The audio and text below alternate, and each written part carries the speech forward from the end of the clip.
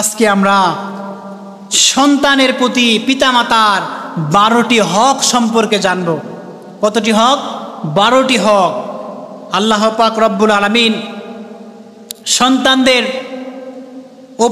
সন্তানদের প্রতি পিতামাতার যে 12টি হক দিয়েছেন, এই সকল হকগুলান যারা বাবা আছেন তাদেরকে মানতে হবে, পালন করতে হবে।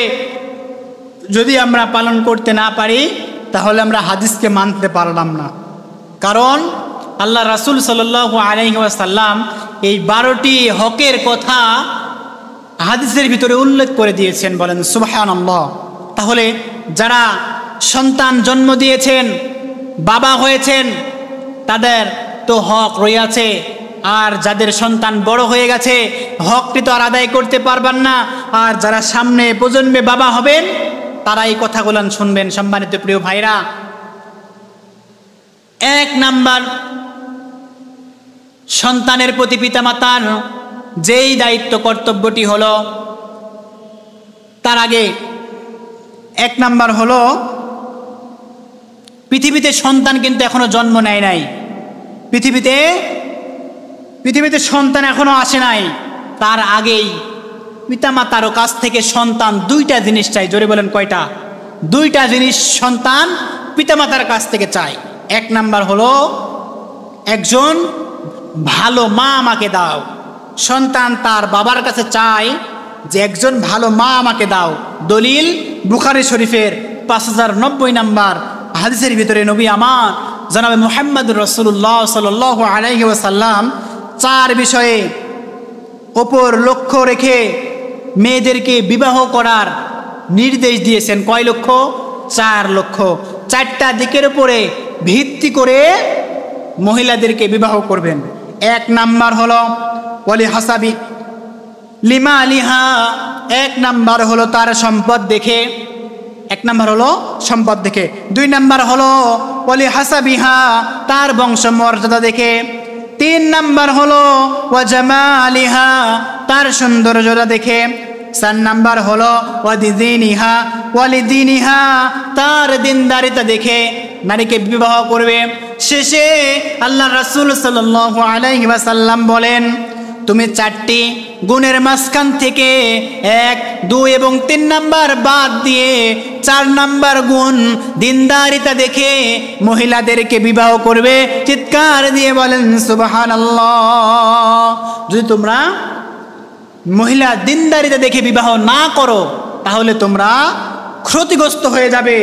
আর যদি তোমরা মহিলার দিনদারিতা দেখে বিবাহ করো তাহলে তোমরা কখনো ক্ষতিগ্রস্ত হবে না। তাহলে সন্তান মায়ের গর্ভে আসে নাই, বাবার কাছ থেকে চায় একজন ভালো একজন মা। মুসলিম শরীফের 3505 নাম্বার 35 নাম্বার হাদিসের খুলে দেখুন, রাসূল করিম সাল্লাল্লাহু আলাইহি ওয়াসাল্লাম বলেন, দুনিয়ার পুরো জায়গা হলো উপভোগের জায়গা। দুনিয়ার সমস্ত জায়গা হলো উপভোগ করার জায়গা এবং দুনিয়ার উত্তম উপভোগ করার জিনিস উপকরণ হলো একজন নেককার নারী। বলেন সুবহানাল্লাহ। আপনার জীবনে যদি আপনি একজন নেককার নারী পেয়ে থাকেন, আপনার জীবনে যদি একজন নেককার নারী মিলে যায়, তাহলে আপনি ভেবে নেবেন আল্লাহ রাব্বুল ইজ্জাত ওয়াল জালাল এই দুনিয়ার মাঝখান থেকে সবচাইতে শ্রেষ্ঠ যে সম্পদ, সেই সম্পদটি আপনাকে দিয়ে দিয়েছে। বলেন সুবহানাল্লাহ। সম্মানিত প্রিয় ভাইরা, 1 নাম্বার হলো পৃথিবীতে সন্তান জন্মের আগে বাবার কাছে চাই কি? একজন ভালো মা। এবার 2 নাম্বার আসুন। 2 নাম্বার হলো পবিত্র সম্পর্ক স্থাপনের মাধ্যমে যে সন্তান কামনা করবেন তখন একটা দোয়া পাঠ করতে হয়। যদি আপনারা সেই দোয়াটা পাঠ করেন তাহলে আল্লাহ রাব্বুল ইজ্জাত ওয়াল জালাল সেই সন্তানকে শয়তান থেকে দূরে রাখবে। দলিল বুখারী শরীফের বর্ণনা। নবী করিম সাল্লাল্লাহু আলাইহি ওয়াসাল্লাম বলেন, তোমাদের কেউ যখন তার বিবির কাছে আসবে, বিবির কাছে সহবাস করার জন্য আসবে, তখন যেন সে একটি দোয়া পড়ে। দোয়াটি হলো বিসমিল্লাহ আল্লাহুম্মা জান্নাবনাশ শাইতান ওয়া জান্নাবিশ শাইতানা মা রাযাকতানা। কেউ যদি না পারে বিসমিল্লাহ অন্তত বলতে পারবে। দোয়াটি অর্থ হলো, হে আল্লাহ, তোমার নামে শুরু করছি, তুমি আমাদের নিকট শয়তানকে দূরে রাখো, আমাদের নিকট হতে শয়তানকে দূরে রাখো। আর যদি আমাদের এই সম্পর্কের মাঝখান থেকে সন্তান তুমি দান করো, তাহলে ওই সন্তানকেও তুমি তুমি শয়তানের হাত থেকে রক্ষা করো, শয়তান যেন আমাদের সেই সন্তানকে ক্ষতি করতে না পারে। এ হলো 2 নাম্বার। সম্মানিত প্রিয় ভাইরা, এই 2টা জিনিস সন্তান জন্মের আগে তার বাবার কাছ থেকে চায়। এবার আসুন, 1 নাম্বার সন্তানের ওপর পিতামাতার যে দায়িত্ব, সেটা হলো সন্তান জন্মের সাথে সাথে সন্তানের ডান এবং বাম কানে আজান এবং একামত দেওয়া লাগবে। কিন্তু আমাদের এই জামানায়, আমাদের এই সময়ে এটা হয় না। সন্তান জন্ম হয়েছে, সঙ্গে সঙ্গে সেই সন্তানকে ছবি তুলে ফেসবুকে পোস্ট করে। কথা বলেন ঠিক কিনা? এটা কখনো করবেন না। সন্তানের ভবিষ্যৎকে নষ্ট করবেন না। 1 নাম্বার হক হলো সন্তান যখনই দুনিয়াতে আসবে সঙ্গে সঙ্গে সন্তানের ডান কানে আজান দিবেন। মেয়ে হলে আজান দিবেন, ছেলে হলেও আজান দিবেন। অনেকে আছে ছেলে হলে খুশি, মেয়ে হলে মুখ কালো হয়ে যায়। কথা বলেন ঠিক কিনা? আপনি ঠিক বললেও ঠিক, না বললেও ঠিক। কারণ আল্লাহ রাব্বুল ইজ্জাত ওয়াল জালাল মহিলা সন্তান যাদেরকে দিবেন তাদের যে মুখ কালো হয়, তাদের সম্পর্কে সূরাতুন নাহারের 58 নম্বর আয়াতে কারিমা নাযিল করে দিয়েছেন। আল্লাহ রাব্বুল আলামিন বলেন, ওয়াইদা বুশিরা আহাদুহুম বিল উনসা যাল্লা ওয়াজহুহু মুসওয়াদ্দান ওয়া হুয়া কাযীম। আল্লাহ রাব্বুল আলামিন বলেন, আর যখন তাদের কাউকে কন্যা সন্তানের সুসংবাদ দেওয়া হয়, তখন তারা চেহারা তাদের কালো হয়ে যায় আর সে থাকে দুঃখ ভারাক্রান্ত ভাবে। যখন কন্যা সন্তান দুনিয়াতে এসেছে বলে তাকে সুসংবাদ দেওয়া হয়, তখন তার মনটা ভেঙে যায়, দুঃখে ভারাক্রান্ত মন তার হয়ে যায়। তাহলে আমরা বুঝতে পারলাম, মেয়ে হলেও আজান দিবেন, ছেলে হলেও আজান দিবেন। দলিল হলো আবু দাউদ শরীফের 5105 নাম্বার হাদিস খুলে দেখুন। উবাইদুল্লাহ ইবনে আবু রাফি রাদিয়াল্লাহু তাআলা আনহু তে বর্ণিত, তিনি বলেন, নবী করিম সাল্লাল্লাহু আলাইহি ওয়াসাল্লাম ইরশাদ করেছেন, যেই দিন হযরত আলী রাদিয়াল্লাহু তাআলা আনহুর পুত্র সন্তান হযরত হাসান রাদিয়াল্লাহু তাআলা আনহু দুনিয়াতে আসলেন, সেই দিন আমার আপনার নবী জনাবে মুহাম্মদুর রাসূলুল্লাহ সাল্লাল্লাহু আলাইহি ওয়াসাল্লাম তার কানে নামাজের আজানের মতো আজান দিয়েছিলেন। বলেন সুবহানাল্লাহ। বুঝতে পারলাম, নামাজ আজান দেয় যেমন করে, ঠিক তেমন করে আল্লাহ রাসূল সাল্লাল্লাহু আলাইহি ওয়াসাল্লাম তার নাতি ইমাম হাসান রাদিয়াল্লাহু তাআলা আনহুর কানে আজান দিয়েছিলেন। তাহলে 1 নাম্বার হলো কি করতে হবে? বলুন কি করতে হবে? সন্তান দুনিয়াতে আসার সঙ্গে সঙ্গে ডান কানে তার আজান দিতে হবে। এবার 2 নাম্বার হলো তাহলিক করতে হবে। তাহলিক কি, এটা আমাদেরকে বুঝতে হবে। তাহলিক হলো আপনার সন্তান পৃথিবীতে এসেছে, সঙ্গে সঙ্গে আপনি একজন আলেমের কাছে নিয়ে যাবেন, মসজিদের ইমামের কাছে নিয়ে যাবেন, নিয়ে যেয়ে ইমাম সাহেব একটা খেজুর নেবেন, খেজুর নিয়ে খেজুরটা চাবিয়ে দিবে। চাবানোর পরে যে লালাটা আসবে, যে ঠুটুটা আসবে, সেই ঠুটুটি আপনার সন্তানের মুখের ভিতরে দিয়ে দিবে। তারপরে যে খেজুরটি চাবাবে, সেই খেজুর চাবানোর পরে সেই খেজুরের কিছু অংশ সন্তানের উপর তালুতে লাগিয়ে দেওয়া, এটা হলো তাহলিক করা। সম্মানিত প্রিয় ভাইরা, এই তাহলিক আমাকে আপনাকে করতে হবে। দলিল বুখারী শরীফের 3909 নাম্বার হাদিস খুলে দেখুন। আসমা রাদিয়াল্লাহু তাআলা আনহা বলেন, তার পেটে যখন আব্দুল্লাহ ইবনে জুবাইর রাদিয়াল্লাহু তাআলা আনহু, তিনি বলেন, এ সময় হিজরত করি আমি। যখন আমি হিজরত করি, আমার পেটে একজন সন্তান, আমি আসন্ন প্রসবা, কখন জানি বাচ্চা হয়ে যায়, এমন সময় আমি মদিনায় এসে কুবাতে অবতরণ করলাম। এই কুবাতে আমি আমার পুত্র সন্তানকে প্রসব করলাম।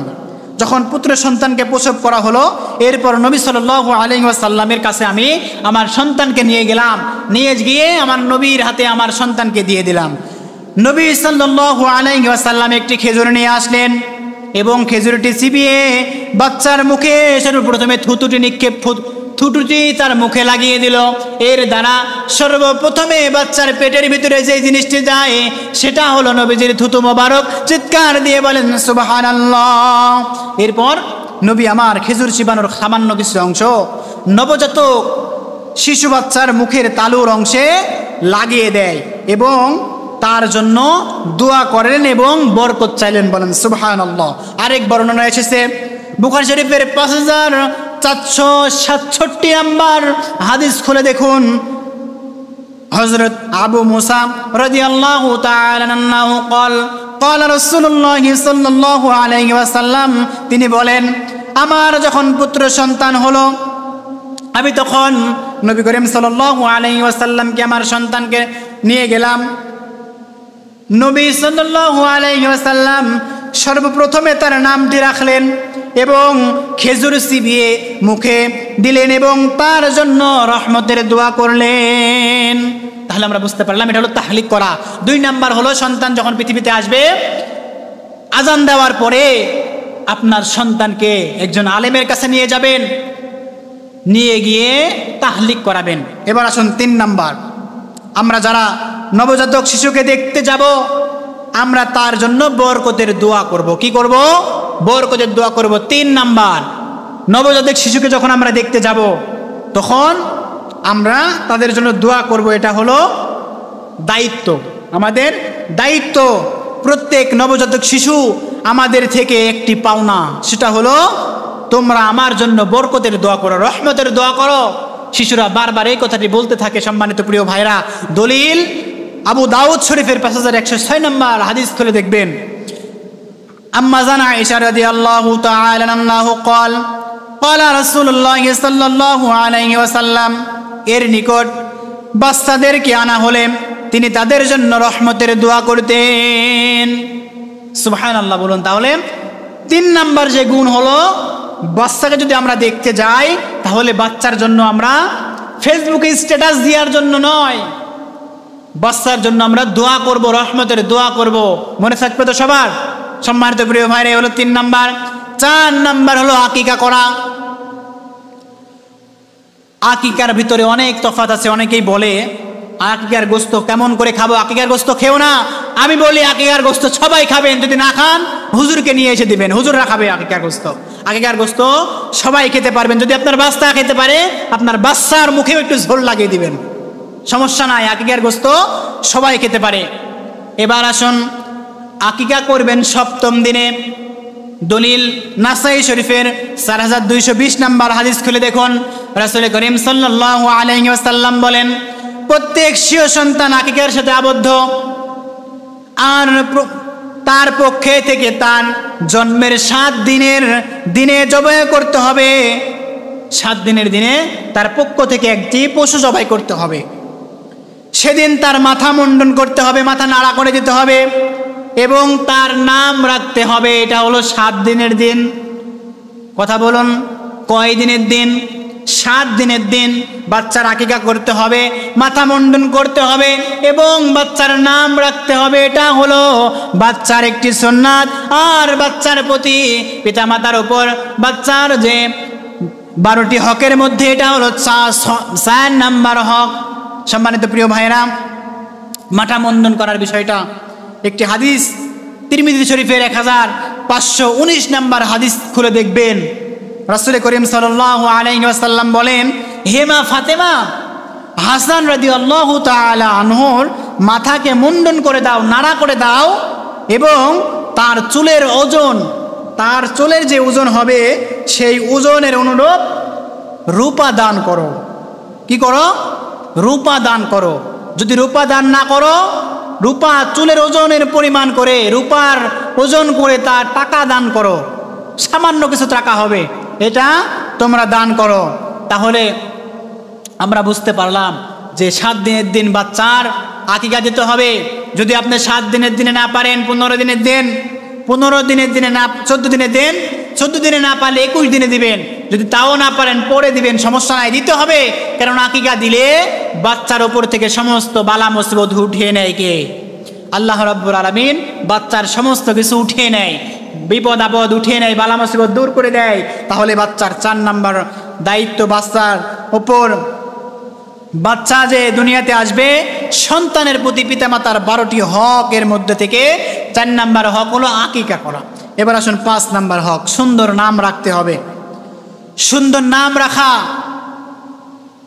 দলিল বাইহাকি শরীফের 11 নাম্বার খণ্ড 133 নাম্বার পৃষ্ঠায় এর হাদিস এসেছে। আব্দুল্লাহ ইবনে আব্বাস রাদিয়াল্লাহু তাআলা আনহু হতে বর্ণিত, তিনি বলেন, আমরা আল্লাহর নবী সাল্লাল্লাহু আলাইহি ওয়াসাল্লামের কাছে গেলাম এবং জিজ্ঞাসা করলাম, ইয়া রাসূলুল্লাহ, ইয়া হাবিবাল্লাহ, আমরা পিতার অধিকার জানি, আমরা পিতার অধিকার জানি, কিন্তু সন্তানের অধিকার কি আমাদেরকে জানিয়ে দিন। নবী আমার সাহাবীদেরকে বলল, রে সাহাবীরা শুনে নাও, সন্তানের অধিকার হলো সর্বপ্রথম একটি সুন্দর নাম রাখা।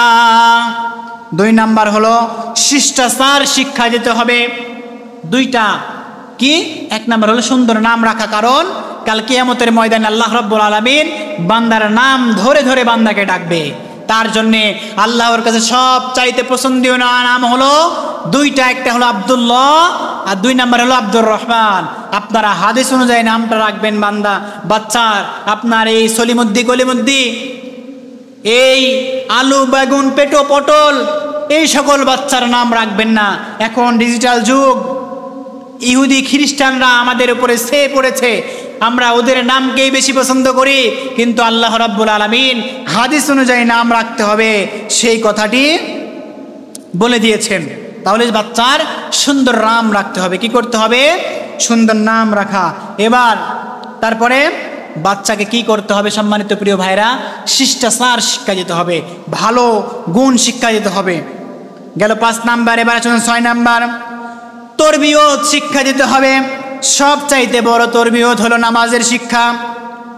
সবচাইতে বড় তরবিয়ত কি? নামাজের শিক্ষা দিতে হবে বাচ্চাদেরকে। কি করতে হবে? নামাজ শিক্ষা দিতে হবে। দলিল আবু দাউদ শরীফের 495 নাম্বার হাদিস খুলে দেখুন। রাসূলুল্লাহ সাল্লাল্লাহু আলাইহি ওয়াসাল্লাম বলেছেন, তোমাদের সন্তানের বয়স যখন 7 বছর হয় তখন তাদেরকে নামাজের জন্য ডাকো, তখন তাদেরকে নামাজের নির্দেশ দাও। আর যখন তাদের বয়স 10 বছর হয়ে যাবে তখন তাদেরকে সালাত, যদি তারা নামাজের দিকে যদি না আসে তাহলে তাদেরকে তোমরা মার দাও, বেত্রাঘাত করো। তারপরে শুধু তাই নয়, তাদের ঘুমানোর বিছানা তোমরা আলাদা করে দিবে। কয়টা এর মধ্যে আছে বলেন তো? 3টে। 1 নাম্বার হলো তরবিয়তের মধ্যে 1 নাম্বার শিক্ষা হলো নামাজ এর নির্দেশ দিতে হবে। তারপরে 10 বছর যখন হবে বিছানা আলাদা করে দাও। নামাজ যদি না পড়ে তাকে মার শুরু করো, বেত্রাঘাত করো। এই শিক্ষা মার আপনার বাচ্চাকে দিতে হবে। এটা হলো সন্তানের প্রতি পিতামাতার কর্তব্য। সম্মানিত প্রিয় ভাইরা, বিছানা আলাদা নিয়ে একটি হাদিস এসেছে আবু দাউদ শরীফের 4018 নম্বর হাদিস। নবী সাল্লাল্লাহু আলাইহি ওয়াসাল্লাম বলেন, কোন পুরুষ অন্য পুরুষের গোপন অঙ্গের দিকে তাকাতে পারবে না এবং কোন নারী অন্য নারীর গোপন অঙ্গের দিকে তাকাইতে পারবে না। কোন পুরুষ অপর পুরুষের কাপড়ের ভিতরে, একই কাপড়ের নিচে, একই বিছানায়, একই কম্বলের নিচে, একই লেপের নিচে কিন্তু ঘুমাতে পারবে না। অতএব ঠিক একইভাবে কোনো মহিলা একই নারী একই কাপড়ের নিচে, একই চাদরের নিচে, একই কম্বলের নিচে, একই লেপের নিচে 2 জন মহিলা এক জায়গায় কিন্তু থাকতে পারবে না। এটা হলো নবীর হাদিস। কারণ নবী করিম সাল্লাল্লাহু আলাইহি ওয়াসাল্লাম বলেন, যখন তোমার বান্দার, তোমার ছেলের 10 বছর হয়ে যাবে তখন তুমি তোমার সন্তানের বিছানা আলাদা করে দাও। সম্মানিত প্রিয় ভাইরা, বুঝতে হবে আমরা এই জামানায় এসেছি, কেমন শিক্ষা আমি আপনার সন্তানকে দিব। ইসলামের শিক্ষা যদি সুশিক্ষিত না করতে পারি, আপনি ধর্মীয় শিক্ষা যদি সুশিক্ষিত সন্তানকে না করতে পারেন, তাহলে আপনার সন্তান আপনাকে বৃদ্ধ হওয়ার পরে আপনার জন্য বৃদ্ধাশ্রম ছাড়া আর কিছু জুটবে না। কথা বলেন ঠিক কিনা? বৃদ্ধাশ্রম আপনার জন্য রেডি হয়ে আছে যদি আপনি আপনার সন্তানকে ইসলামের সঠিক শিক্ষাটা না দিতে পারেন। সম্মানিত প্রিয় ভাইরা, তাহলে 6 নাম্বার হলো তরবিয়ত শিক্ষা। এই তরবিয়তের মধ্যে থেকে সর্বপ্রথম একটি শিক্ষা হলো নামাজের শিক্ষা দিতে হবে।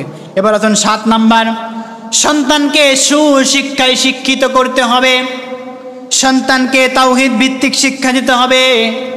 তাওহীদ ভিত্তিক শিক্ষা দেওয়ার ব্যাপারে রাসূল করিম সাল্লাল্লাহু আলাইহি ওয়াসাল্লাম তিরমিজি শরীফের 2516 নম্বর হাদিসের ভিতরে জানিয়ে দিয়েছেন, আনা আব্বাস রাদিয়াল্লাহু তাআলা আনহু قال رسول الله صلى الله عليه وسلم, আব্বাস রাদিয়াল্লাহু তাআলা আনহু বলেন, আমি আমার নবীর পিছন পিছন হাঁটা শুরু করেছি। আমি আমার নবীর সাথে ছিলাম, তখন নবী আমার সাল্লাল্লাহু আলাইহি ওয়াসাল্লাম আমাকে ডাক দিয়ে বললেন, হে তরুণ, আমি তোমাকে কয়েকটি কথা শিখিয়ে দিচ্ছি।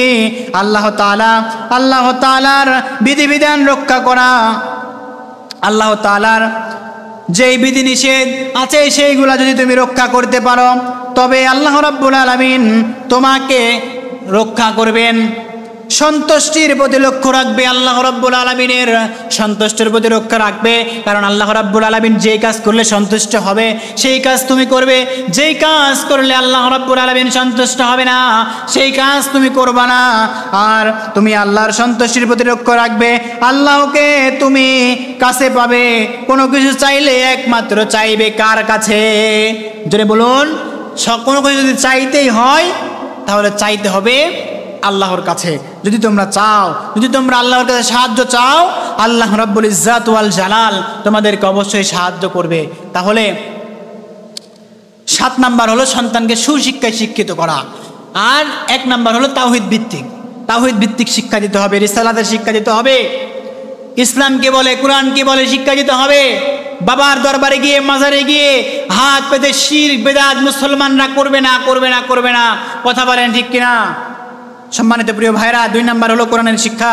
দলিল বুখারী শরীফের 5027 নাম্বার হাদিস খুলে দেখুন, নবী করিম সাল্লাল্লাহু আলাইহি ওয়াসাল্লাম সুন্দর করে বলেন, সুন্দর করে বলেন, খায়রুকুম মান তাআল্লামাল কুরআনা ওয়া আল্লামা, তোমাদের মধ্যে সর্বোত্তম ওই ব্যক্তি যে নিজে কোরআন শিখে এবং অপরকে শিক্ষা দেয়। বলেন সুবহানাল্লাহ। তিরমিজি শরীফের 2091 নাম্বার হাদিসের ভিতরে আবু হুরায়রা রাদিয়াল্লাহু তাআলা আনহু বর্ণনা করেন, রাসূল করিম সাল্লাল্লাহু আলাইহি ওয়াসাল্লাম বলেন, তোমরা মিরাস বন্টন নীতি ও কোরআন শিক্ষা করো এবং তা অন্যকে শিক্ষা দাও। তোমরা নিজেকে কোরআন শিক্ষা করো এবং অন্যকে শিক্ষা দাও। তোমাদের চাইতে আর উত্তম ব্যক্তি কেউ এই দুনিয়ার বুকে হবে না। সম্মানিত প্রিয় ভাইরা, আমাকে আপনাকে কোরআনের শিক্ষা দিতে হবে, সন্তানকে শিক্ষা দিতে হবে, নিজে শিখতে হবে।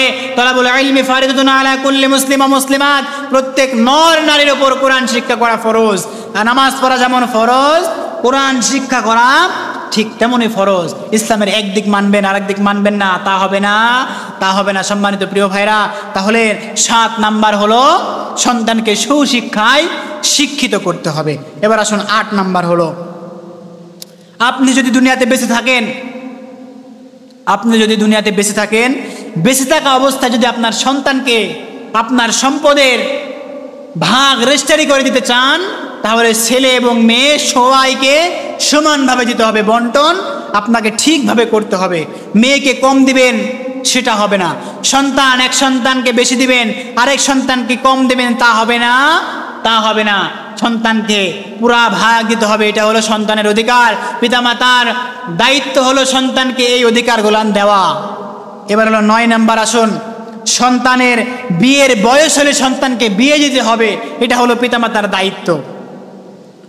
মুসনাদে আহমদ শরীফের হাদিস, নবী করিম সাল্লাল্লাহু আলাইহি ওয়াসাল্লাম বলেন, বয়স হলেও যদি কোনো ব্যক্তি তার সন্তানকে বিবাহ না দেয়, তার সন্তানকে বিবাহ না করায়, কারণ তারা চায় আর একটু বয়স হোক, সন্তান পড়াশোনা করুক, বিসিএস শেষ করুক, মাস্টার্স পাস করুক, অনার্স মাস্টার শেষ করুক, তাহলে তাকে বিবাহ দিব, এমনটা করবেন, ঠিক আছে।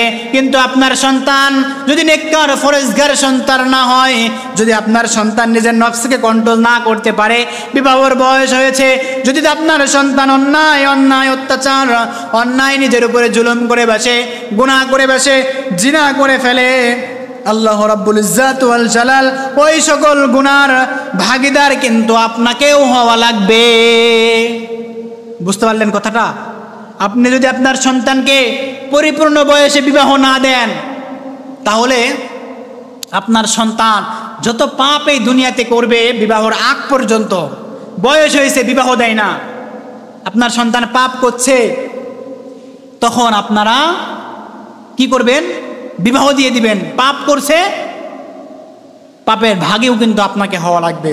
এটা নবীর কথা, আমার কোনো কথা নয়। এবার আসুন 10 নাম্বার সন্তানের হক পিতামাতার উপর, যেটা হলো বিয়ের ক্ষেত্রে পাত্র পাত্রীর মতামত কেউ গুরুত্ব দিতে হবে। যখন আমরা আপনার সন্তানের বিয়ে দিবেন, মেয়ে বিশেষ করে মেয়ে যারা হয়, বাবা পছন্দ করেছে একজন মানুষকে, একজন ব্যক্তিকে, সেই সুন্দর, কিন্তু মেয়ের পছন্দ হয় না, তবুও পারিবারিক চাপে পড়ে মেয়েকে বিবাহ করতে হয়। কি বলেন, ঠিক না ঠিক? অবশ্যই বিবাহ করতে হয়, বিয়ে করে।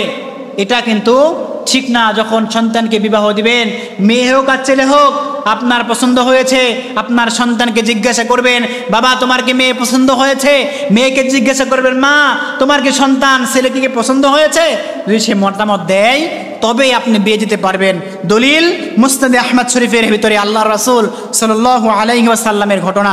এক সময় আম্মা জান আয়েশা রাদিয়াল্লাহু তাআলা আনহার কাছে এক মহিলা এসে বললেন, আম্মা জান আয়েশা রাদিয়াল্লাহু তাআলা আনহা, আমার বাবা আমাকে জোর করে আমার চাচাতো ভাইয়ের সাথে বিবাহ দিয়ে দিয়েছে, আমি এই বিয়েতে রাজি ছিলাম না, এখন আমি কি করব?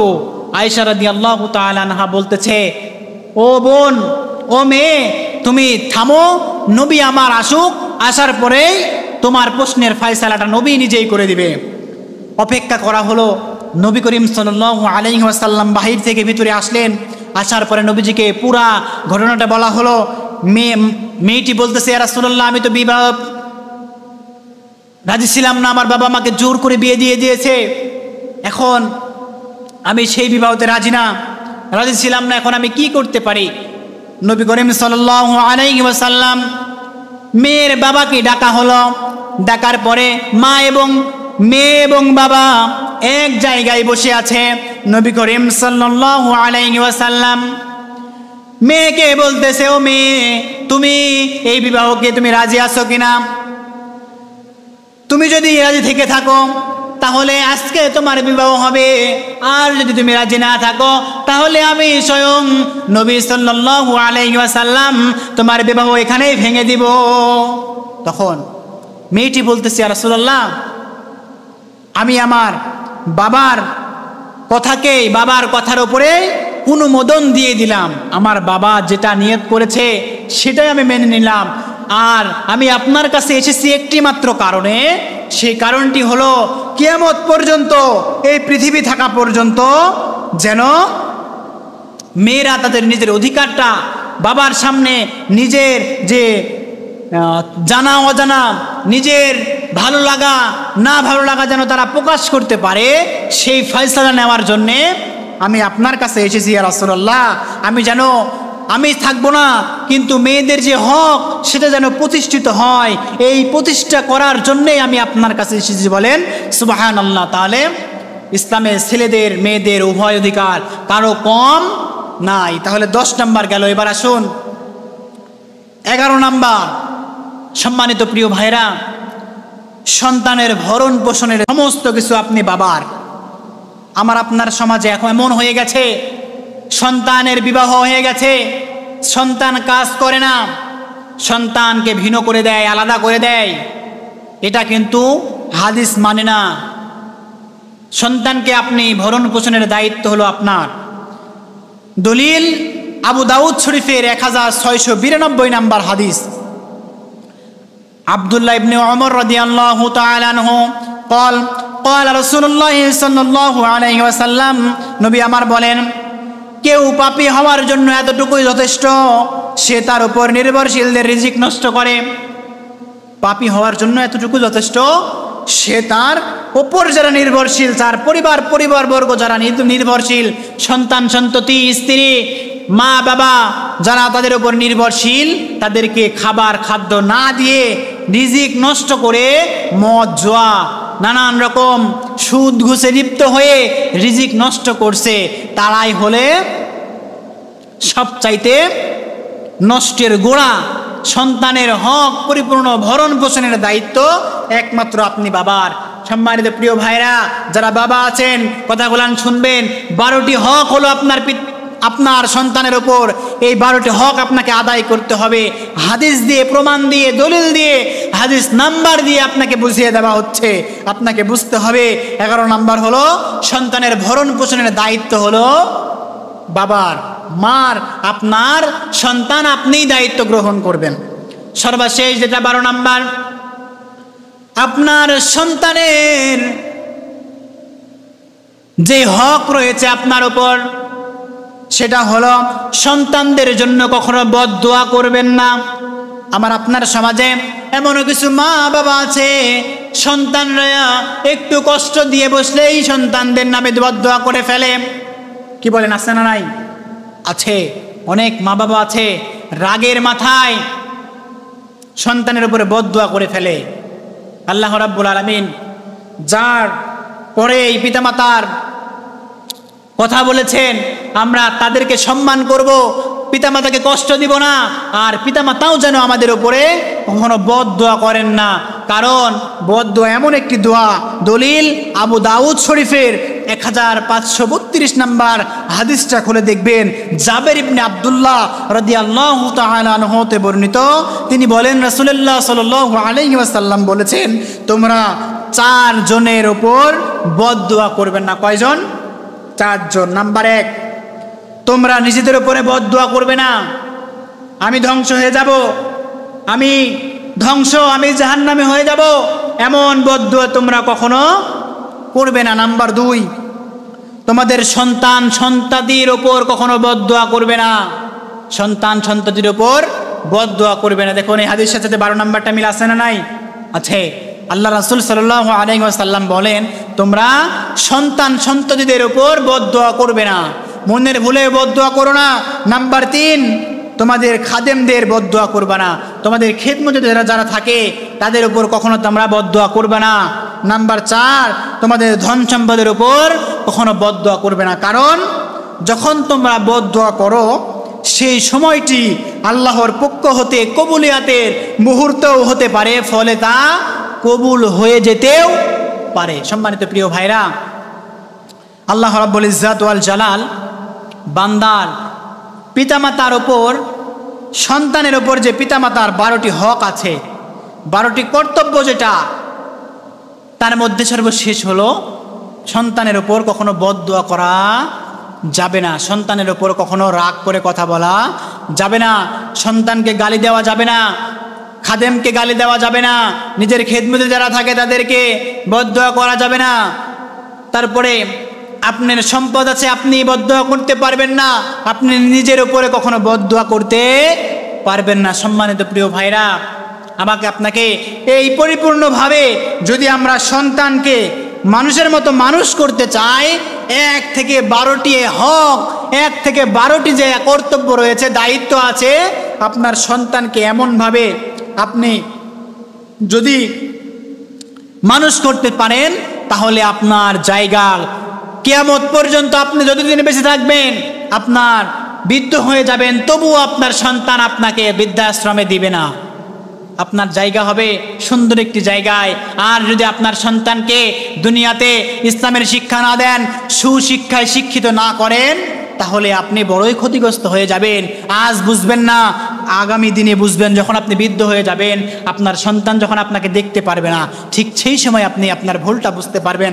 সম্মানিত প্রিয় ভাইরা, 12টি হক, 12টি যে পিতামাতার যে কর্তব্য সন্তানের প্রতি, যে 12টি, তার মধ্যে 1 নাম্বার বলুন তো? 1 নাম্বার হলো সন্তান জন্ম যখন নিবে তখন তার ডান কানে আজান দিতে হবে। 2 নাম্বার হলো তাহলিক করতে হবে, এবং 3 নাম্বার হলো নবজাতক শিশুকে যখন দেখতে যাবেন তখন তার জন্য রহমতের দোয়া করতে হবে। 4 নাম্বার হলো আকিকা করতে হবে, আর 5 নাম্বার হলো তার সুন্দর সুন্দর নাম রাখতে হবে। 6 নাম্বার হলো তরবিয়ত শিক্ষা দিতে হবে, ইসলামের শিক্ষা দিতে হবে। নামাজের শিক্ষা দিতে হবে। 7 নাম্বার হলো সন্তানকে সুশিক্ষায় শিক্ষিত করতে হবে। আপনি আপনার সন্তানকে মাস্টার বানান, ডাক্তার বানান, ইঞ্জিনিয়ার বানান, যাই বানান না কেন, আপনার সন্তানকে ইসলামের শিক্ষায় শিক্ষিত করলে আপনি আপনার সন্তানকে পরিপূর্ণ ইসলামের ভিতরে পরিপূর্ণ বাবা রূপে আপনার সন্তানের কাছে প্রকাশ করতে পারবেন। তাহলে 7 নাম্বার হলো আপনার সন্তানকে সুশিক্ষায় শিক্ষিত করা, তাওহীদ ভিত্তিক শিক্ষা দিতে হবে, কোরআন ভিত্তিক শিক্ষা দিতে হবে। 8 নাম্বার হলো আপনি যতদিন দুনিয়াতে বেঁচে থাকবেন, আপনি দুনিয়ায় বেঁচে থাকা অবস্থায় আপনার সন্তানকে যদি কোনো সন্তানকে জমি রেজিস্ট্রি করে দিতে চান, কোনো সম্পদের বন্টন করতে চান, তাহলে আপনাকে পুরো সম্পদ সমানভাবে সবাইকে বিলি করতে হবে। নাম্বার 8, সন্তানের বিয়ের বয়স হলে আপনাকে আপনার সন্তানকে বিয়ে দিতে হবে। যদি আপনি আপনার সন্তানকে বিয়ে দেন, তাহলে আপনি আপনার বাবার যে কর্তব্য রয়েছে সেটা আপনি পালন করতে পারবেন। যদি না পারেন, সন্তান যে পাপ গুলান করবে সেই পাপের দায়ভার সমস্ত কিছু আপনাকে নিতে হবে। নাম্বার 10, বিয়ের ক্ষেত্রে পাত্র এবং পাত্রী, ছেলে এবং মেয়ে উভয়ের মতামত আপনাকে আমাকে জানতে হবে। নাম্বার 11, সন্তানের ভরণ পোষণের সকল দায়িত্ব বাবার, আপনার। সম্মানিত প্রিয় ভাইরা, নাম্বার 11, সন্তানের জন্য কখনো বদদোয়া করা যাবে না। সম্মানিত প্রিয় ভাইরা, আমরা বুঝতে পারলাম যদি আমরা এই 12টি হক যদি আমরা আদায় করতে পারি, এই 12টি পিতামাতার ওপর যে দায়িত্ব রয়েছে, পিতামাতার যে কর্তব্য সন্তানের ওপর 12টি, এই 12টি কর্তব্য যদি আমরা পালন করতে পারি, তাহলে আমরা পরিপূর্ণ বাবা হিসাবে আল্লাহর কাছে মাথা উঁচু করে দাঁড়াতে পারবো। সম্মানিত প্রিয় ভাইরা, আমরা আজকে যে আলোচনা করলাম, সন্তানের প্রতি 12টি কর্তব্য হলো পিতামাতার। এই 12টি কর্তব্য আল্লাহ রাব্বুল ইজ্জাত ওয়াল জালাল, আমরা যারা এখানে বাবা আছি, ভবিষ্যতে যারা বাবা হব, এই সকল 12টি গুণের উপরে ভিত্তি করে আমার আপনার সন্তানকে মানুষের মতো মানুষ করতে পারি, সেই তৌফিক রাব্বুল ইজ্জাত ওয়াল জালাল আমাদের প্রত্যেককে দান করেন। সকল বলেন আল্লাহুম্মা আমিন।